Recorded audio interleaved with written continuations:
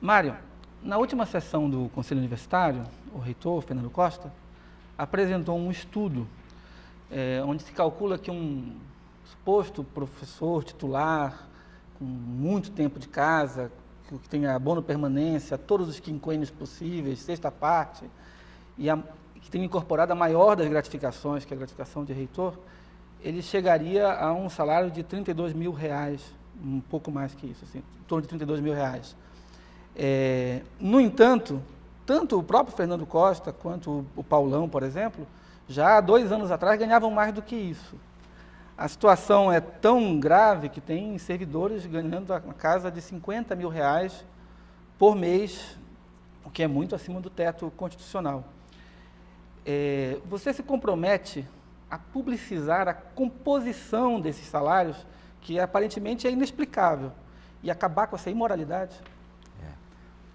Paulo, eu acho que são coisas que a gente precisa discutir com calma, porque isso colocado na forma de palavra de ordem nem sempre é a melhor maneira da gente conversar. Então vamos começar. Primeira coisa, não tem nada ilegal. Na Unicamp tudo acontece de maneira legal.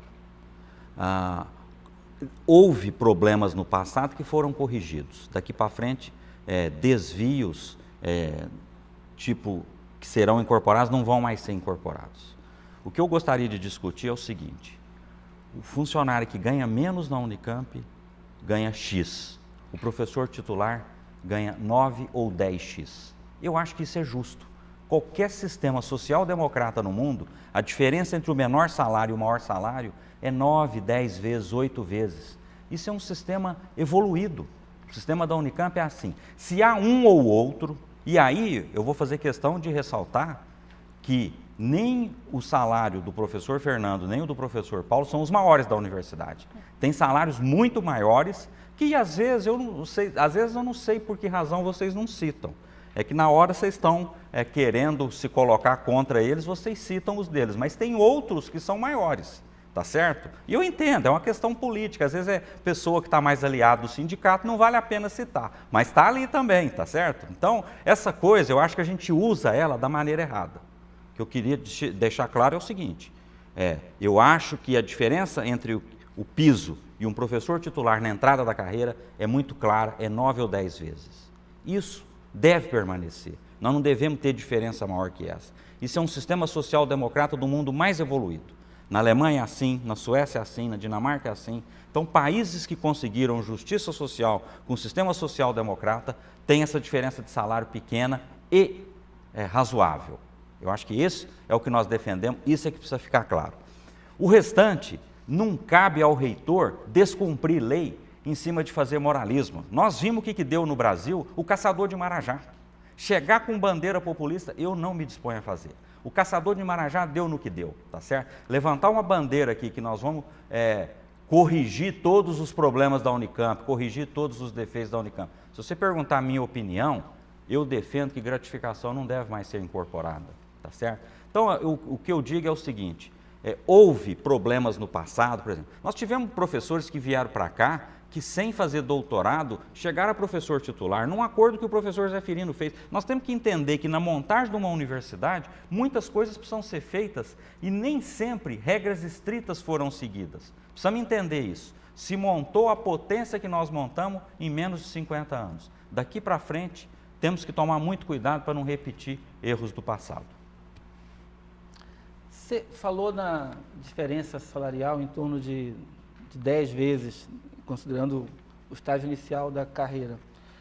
A nossa Constituição estabelece o que deve ser o menor salário pago a alguém.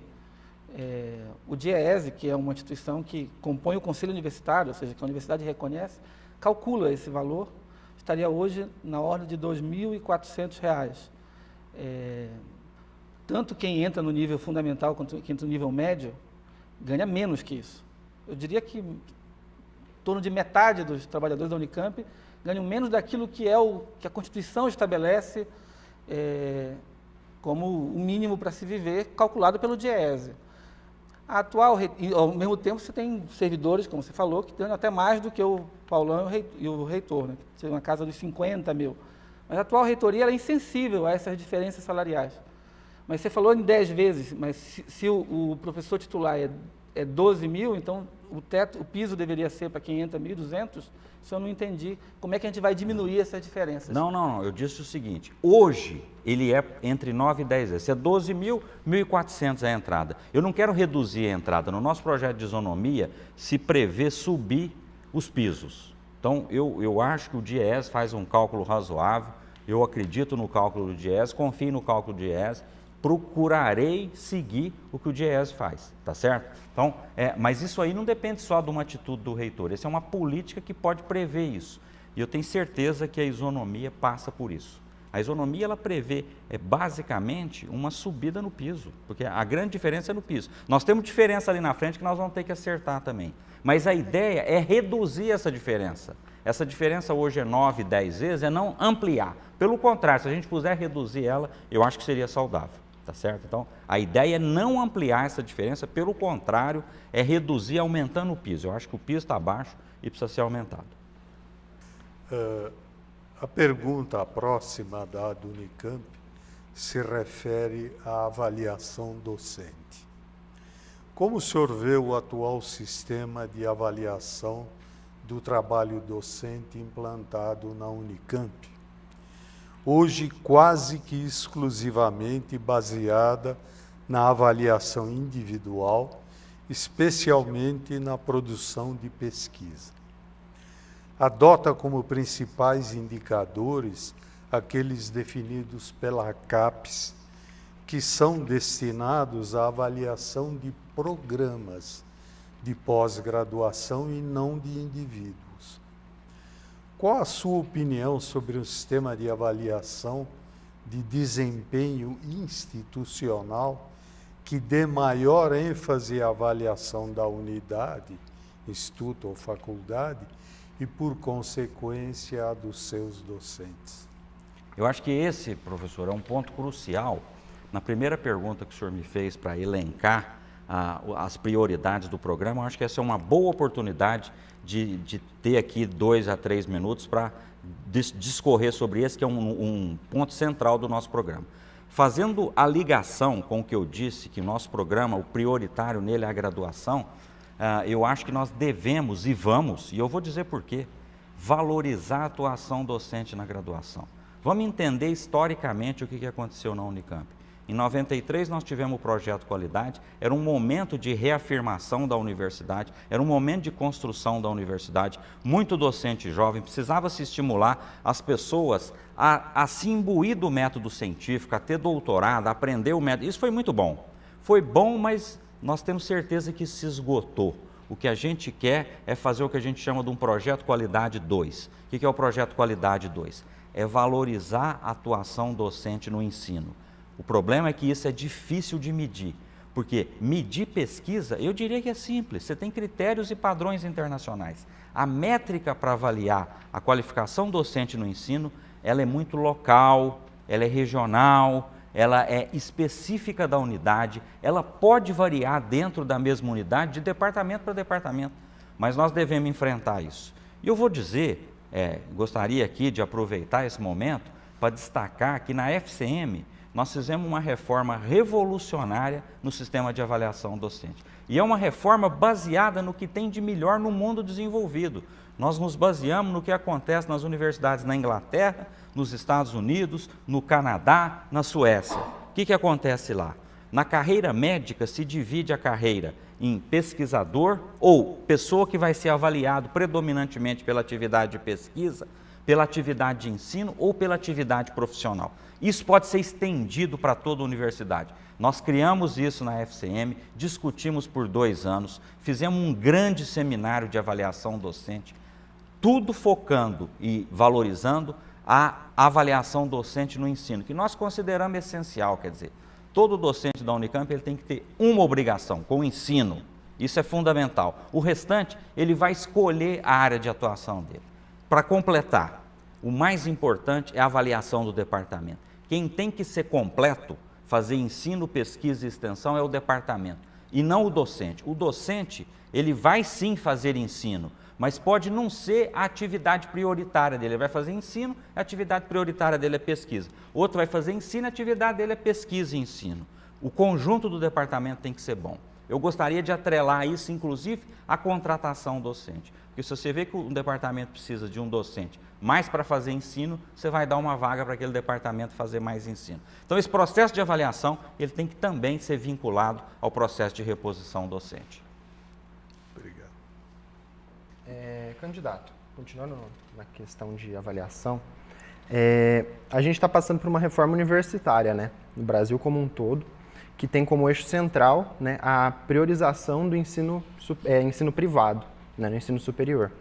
E essa contaminação do setor público por uma lógica privatista também, além do estímulo ao setor privado. Na educação, essa lógica privatista ela vem sendo coroada pelo SINAES, né, que é o Sistema Nacional de Avaliação do Ensino Superior, né, que atualmente tem como principal instrumento a prova do ENAD, né, que é o Exame Nacional de Desempenho do Estudante. Esse sistema não é só controverso na Unicamp, mas é controverso nacionalmente, né? E o boicote a esse ENAD, ele vem sendo, em todas as universidades públicas, ela vem acontecendo em peso. A gente, do Diretório Central dos Estudantes, gostaria de saber se o candidato acha que a Unicamp deveria continuar legitimando, né, esse ENAD, esse SINAES, que é uma postura do governo, e se a Unicamp deve continuar ou não no ENAD, se deve se retirar do ENAD. Então, eu acho que essa é uma questão importante, que eu também considero e respeito posições divergentes, entendeu? Eu acho que é o seguinte, nós temos que ter algum sistema de avaliação. O sistema de avaliação não tem jeito da gente fugir dele. E a melhor maneira é você participar por dentro. Ora, eu não posso considerar que um governo que foi eleito pelo povo, um governo que representa o Partido dos Trabalhadores, está fazendo um programa de privatizar ensino particular. O SINAES não é um programa de privatização, isso é altamente discutível. Isso é interpretação, tá certo? A nossa interpretação não é essa. A nossa interpretação é que o SINAES, ou o ENAD, pode ter defeitos que precisam ser corrigidos. Mas sistema de avaliação precisa ter, a universidade pública precisa ser avaliado. O aluno que sai da universidade pública precisa ser avaliado. Não tem dúvida disso. Nós não devemos ter medo de avaliação. O docente da universidade pública precisa ser avaliado. Nós trabalhamos para o povo. Nós trabalhamos para o povo. Vocês estudam aqui pagos pelo povo. Nós devemos satisfação ao povo. Qual a satisfação que nós vamos dar ao povo? Nós precisamos dar satisfação a quem nos paga.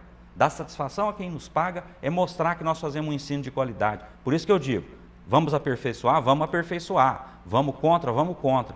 Mas eu não acho que o boicote é a maneira mais inteligente. Não acho. Eu discordo do boicote, estou disposto a discutir com vocês, respeito o movimento estudantil, fiz movimento estudantil, ajudei a fundar o DCE na minha cidade, fui do centro acadêmico, fiz movimento estudantil numa época muito mais difícil que hoje, acho que isso me ajudou a amadurecer e tenho a maior disposição para sentar e conversar com vocês, para sentar e conversar com o sindicato, que eu também fui do sindicato dos médicos, eu passei minha vida tendo participação nessas associações representativas. Eu respeito demais as associações representativas e me permito discordar delas também com a maior franqueza e a maior democracia. Eu acho que a gente deveria ter um debate mais aberto sobre isso, que a gente pudesse discutir nossas posições e ver onde a gente pode melhorar.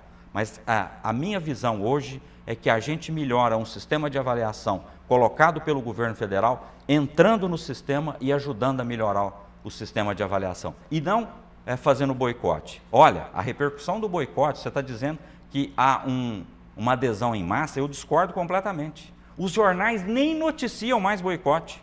Parece que nós estamos lendo jornal diferente. Quando a gente lê os grandes jornais de São Paulo e do Rio, não se vê mais falar em boicote, se vê ranking das universidades, sem falar em boicote, tá certo? E nisso as universidades públicas estão se dando muito mal.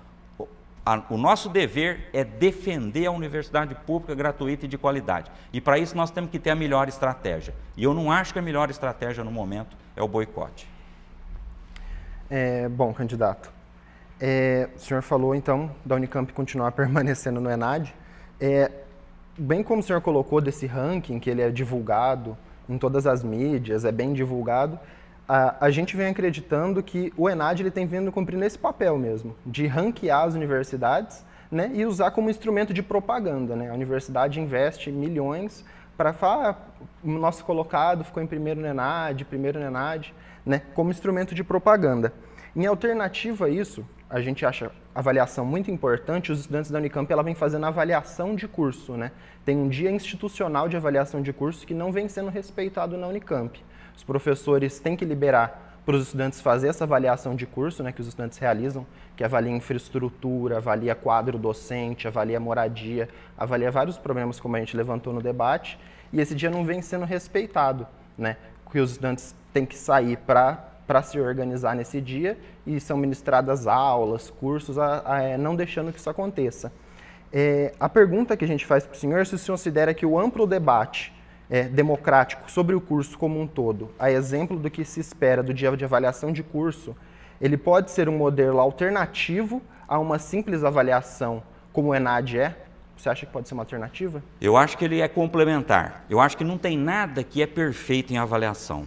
Eu acho que nós devemos respeitar o que existe também. Eu digo, eu não concordo com o exame de final de curso na área médica, que teve o exame do CRM. Eu acho que ele tem uma série de defeitos, mas o pior dos mundos é boicotar ele. Nós temos que entrar lá no CRM e mudá-lo. Eu acho que o ENAD tem defeitos gravíssimos. Nós precisamos entrar, ajudar o Ministério da Educação a mudar isso. Não podemos sempre interpretar que todo ministro da Educação é um indivíduo mal intencionado que quer privatizar o ensino. Ora, o ministro da Educação é colega nosso aqui da universidade, tá certo? Ele tem uma atuação e uma militância que nunca, ninguém pode dizer que ele é um privatista. Então, eu acho que nós temos que tomar um certo cuidado com equívocos. Quando a gente acha que tem uma pessoa que a gente pode confiar, nós devemos ajudar a melhorar o sistema de avaliação. Então, eu entendo que esse dia de avaliação, ele é excelente. Devemos aproveitá-lo, estimular as pessoas a participar mais. Mas ele não substitui outras formas de avaliação.